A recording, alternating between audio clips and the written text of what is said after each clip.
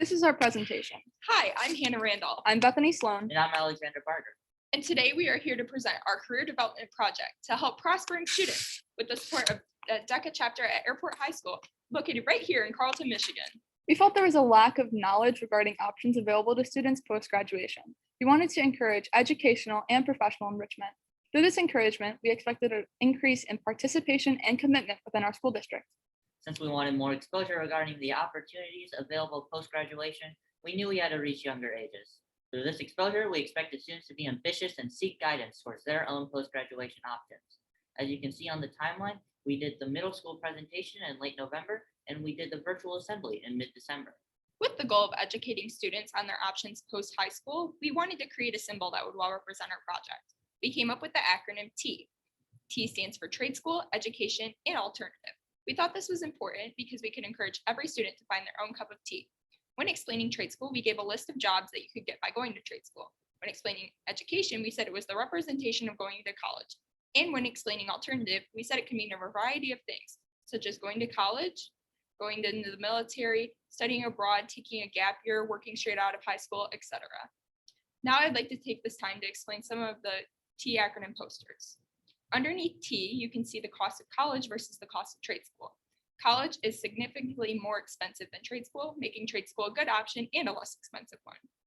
Underneath E, you can see the colleges in Michigan, GPA and SAT sheets. It shows the different scores and GPAs that are required to get into multiple colleges in Michigan. We thought this was important to include because oftentimes we hear stories about students that come into high school with big goals and big dreams of getting into certain colleges, but fall short because they do not know what scores they need to get into those colleges. And underneath A are some of the options I listed earlier for alternative. One of our biggest strengths with this acronym was that we were able to encourage every student to find their own cup of tea. We were able to tell them that each option is a good option as long as it what suits them, to each their own. Our biggest weakness with this acronym was that it is not directly explained. It can be hard to understand. And our biggest opportunity with this acronym was that we made it early on in our process, so we were able to incorporate it into our middle school presentation. Our biggest threat to this acronym was that we were not able to display it in the hallways in the middle school, so we think that the students may have forgotten it after the presentation. Overall, we believe that T gave us something simple but meaningful to center our project around. In late November, we were able to spend the day at our local middle school in order to give an informative presentation to each of the 8th grade students. The main goal of the presentation was to connect with the students in a way that encouraged them to independently research their own post-graduation options. We felt that this was something that they needed to do on their own as we guided them towards what they felt was their best fit. Being able to provide a learning experience for around 170 students while also informing them of the opportunities available was something that we found monumental to the progression of our project. We feel that without this milestone, our project would be lacking depth. During the presentation itself, we handed out various supplemental materials and worksheets to gauge the understanding and influence we left.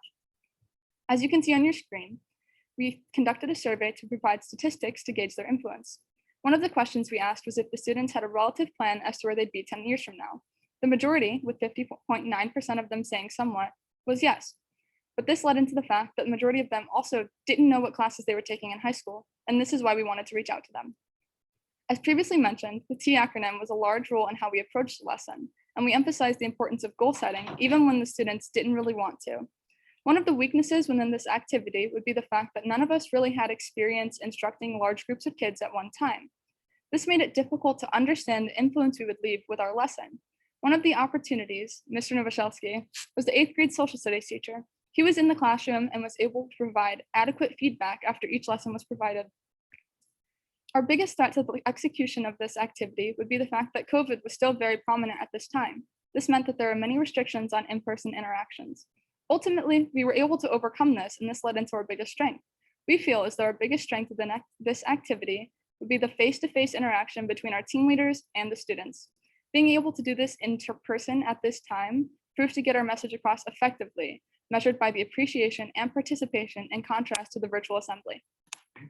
Thanks to the support of all the elementary schools in our district of Michigan, we were able to start teaching students at a younger age about their future.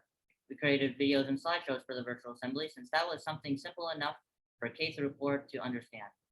With the videos in mind, we made sure to have a common thread between the videos with the character that was sort of the mascot and attention grabber of this project, Captain Aviator. As you can see On the presentation, we have 2 photos of Captain Aviator and his devilish charm. With the slideshows, we primarily went for a more upbeat and positive way of presenting with bright colors, engaging illustrations, and fun activities. Our topics of choice for the virtual assemblies were clubs, sports, kindness, spirit, and empathy.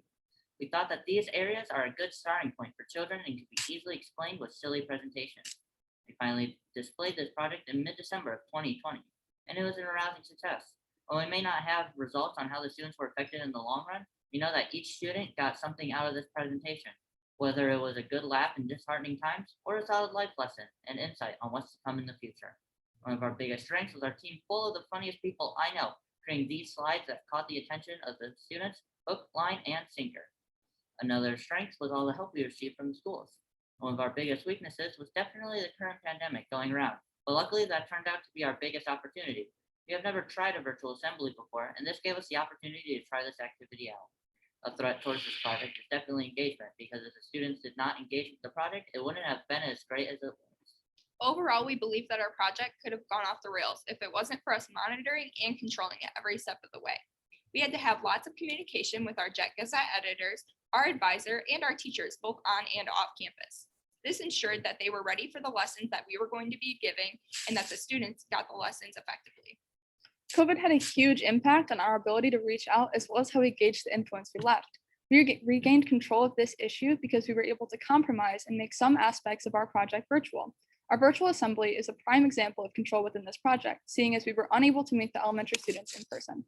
We also heavily relied on our college and career exploration class as a source of communication between us team members and communication with our advisor because of the need to stay home and stay safe. Luckily, through our determination and perseverance, we as a team could teach the many classics successfully and in a socially distanced format. Overall, we believe our project went over well, considering the time and resources we had and the challenges we faced. But we do know that there is always room for improvement. So at this time, we would like to post some of our recommendations for future projects. We would like to see more outreach regarding the T acronym. We feel that this is something that would not only benefit our school district, but many other school districts as well. As for the virtual assembly, we wish that we could have received more feedback. With teachers providing feedback, we have been able to gauge the receptiveness of our project. Sadly, not many teachers reached out, and I was hoping for more input.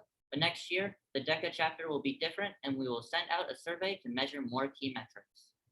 Now we want to take this time to share some of our favorite parts of the project because we feel very lucky to have been able to do it this year with the COVID pandemic. My favorite part of the project was being able to go over to the middle school and communicate with the 8th graders and know that I was being the role model that I didn't have when I was their age. Personally, my favorite part of the project was all of the organization behind the scenes. Without all hands on deck and communication between our team leaders, students, and advisors, this project would have been bleak and there wouldn't have been much participation whatsoever. Every student knows that making slideshow presentations can be sometimes boring or dull, but luckily I had the greatest team that I could ever hope for, and we made some of the best and funnest presentations, and I'm so glad that I was a part of it. But wait, I think our favorite part should be that we each found our own cup of tea. Cheers to that. I found my own personal cup of tea by attending the University of Michigan this fall. I found my cup of tea by going into the trades. And I found my cup of tea because I will be attending Eastern Michigan University this fall. Thank you for your time. Thank you for your time.